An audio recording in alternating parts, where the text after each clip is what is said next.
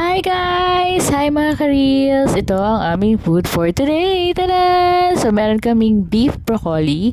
Yes, beef siya. Bihira kami magluto ng beef kasi bukod sa mahal.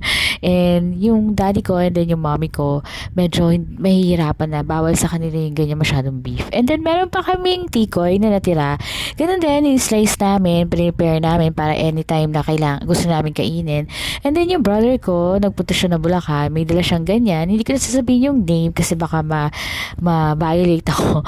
Pero yung flavor niya is may cheese and then yung isa plain lang. And then meron pa kami natirang carbonara.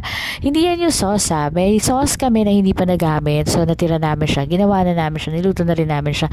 Ang dami namin food kasi marami kami. Marami talaga. Malaking pamilya po kami. Kung meron kayong suggestion, comment nyo lang below. Follow me guys. Pwede na ako makatanggap ng star. And then yan. Akala nyo lang marami yan. Pero mas marami kami. Kaya